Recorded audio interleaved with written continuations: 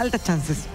Para el presidente de la Nación, la noticia del día es la reunión que va a tener con los gobernadores a las 5 de la tarde en la Casa de Gobierno. Hay varios números dando vueltas sobre cuántos van. Vamos a arrancar a desmenuzar. Invitó a 20. O sea, desde el vamos dejó a 4 afuera. Inicialmente había dejado a 5 afuera.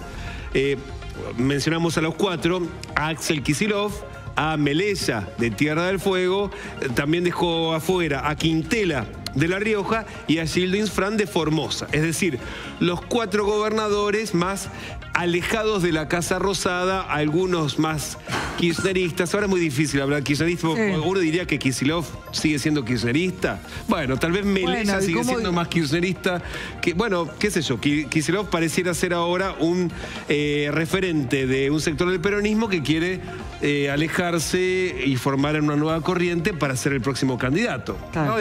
¿No? Porque ahora en el momento de convulsión las etiquetas empiezan a quedar incómodas, qué sé yo. Lo mismo que Quintela, no sé si hoy se definiría, no nos olvidemos que fue el tipo que desafió el poder interno de Quintela es un kicillofista. Exactamente. Entonces, como mínimo, el grupo que en términos del presidente está con el comunista no fue invitado. Claro, todo lo que tenga una casa de Kicillof o de kirchnerista... No fue invitado. No. Ahora, tampoco había sido invitado el gobernador de La Pampa, Sergio Silioto, que es un peronista muy crítico del gobierno nacional, pero que ayer al mediodía lo mandaron la invitación y aceptó.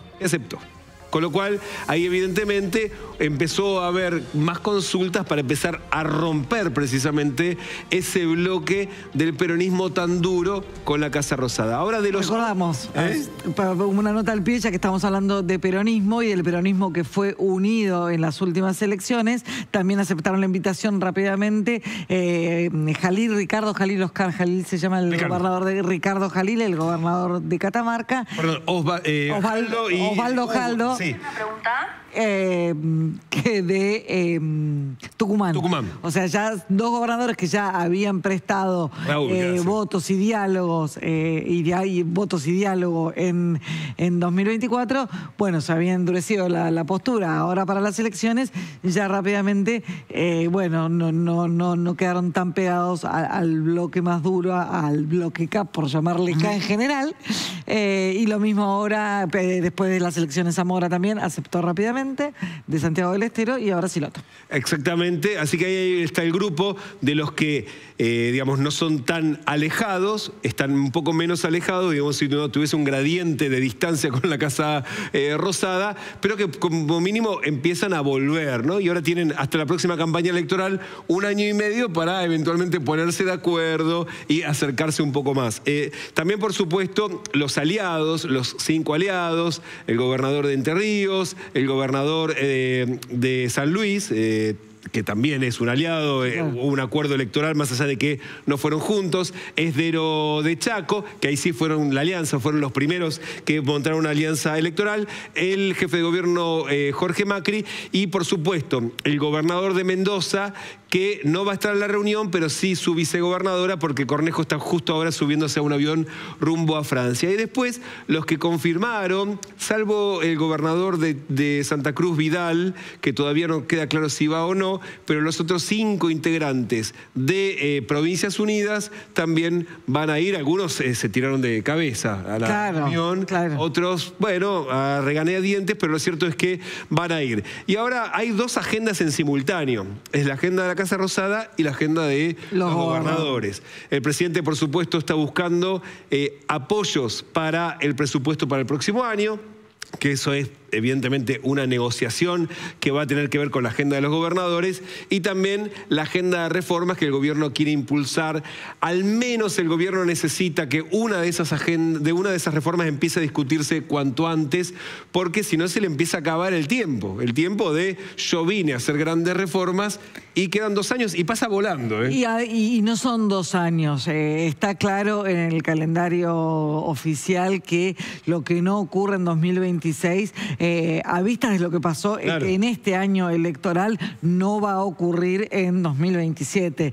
Con lo cual, la reforma laboral, que tal vez parece la más negociable y la más instalada en la opinión pública. La necesidad de una reforma laboral es algo que prácticamente se discute en la calle, porque son muchos los trabajadores que hoy tienen una situación de precariedad laboral, y son cada vez menos aquellos que pueden sostener uno de los trabajos más protegidos, con mayores beneficios. Esa reforma seguramente, bueno, es la primera que pases, según intenta el gobierno en este mismo verano. Exactamente. Ahora hay que ver, porque precisamente enfrente de esa reforma está la CGT, que tiene cada vez menos representación, porque cada vez son menos los trabajos registrados. Es parte del problema de la reforma. Pero tiene un poder de convocatoria, de fuego, de presión muy fuerte. No nos olvidemos, intentos de reforma laboral, estoy pensando en la de la Rúa del año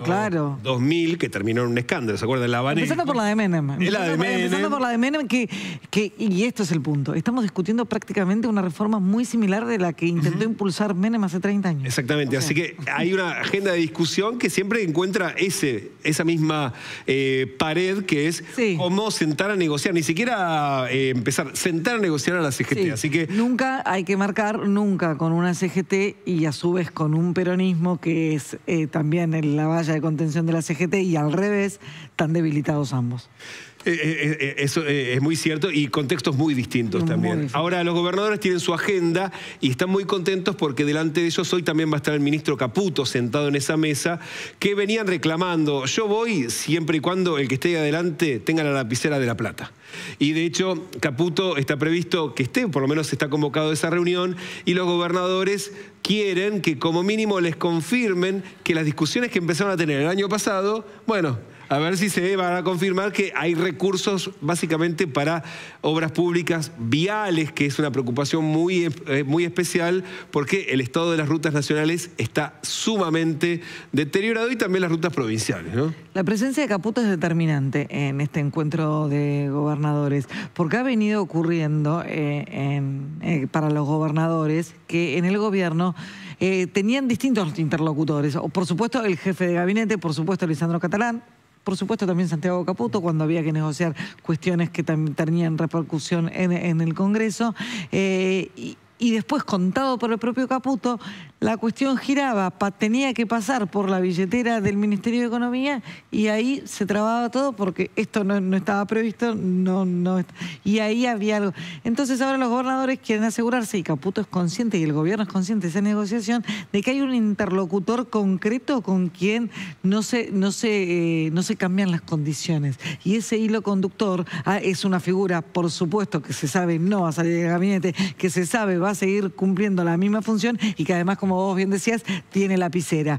De ahí que Caputo es el garante de esta reunión con los gobernadores. Y de hecho, ayer estuvo su número 2, ahora, Guberman, el que quedó como el único que quedó ahí. Bueno, es el que tiene también su lapicera. Es el que tiene de verdad. Es el que firma el cheque. Exactamente, el secretario de Hacienda, efectivamente, el que distribuye las partidas en forma efectiva. Ayer estuvo en el Congreso, en la Comisión de Presupuesto y Hacienda, y todo el mundo esperaba, a ver, bueno, el tipo va a venir ahora con muchísimo ánimo para abrir negociaciones, para aceptar las propuestas opositoras, para reformar el presupuesto, y a todo dijo que no. Escuchémoslo, porque tiene que ver con la reunión de hoy, porque evidentemente el gobierno se dejó la negociación no para llevarla a hablar con diputados, que muchos de ellos terminan a fin de año, y cuyo poder quedó muy diezmado, sino para decidirlo con los gobernadores. Al sí le decía ayer el secretario de Hacienda, Guberman, cómo hablaba sobre el presupuesto para el próximo año en la Cámara de Diputados.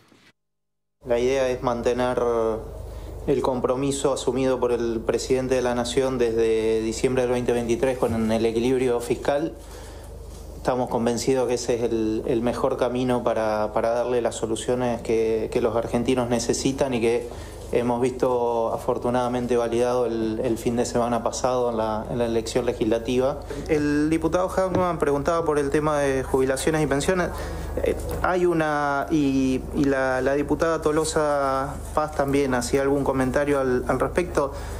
De nuevo, los números son bastante claros. Hay una fórmula de ajuste previsional que ajusta por inflación, y eso es lo que está contemplado en el presupuesto, cumplir con la ley, básicamente. Entonces, y el bono es una discrecionalidad del Poder Ejecutivo como ha sido discrecional desde que el gobierno anterior decidió ir por esa forma de ajuste, será mes a mes una decisión del presidente del monto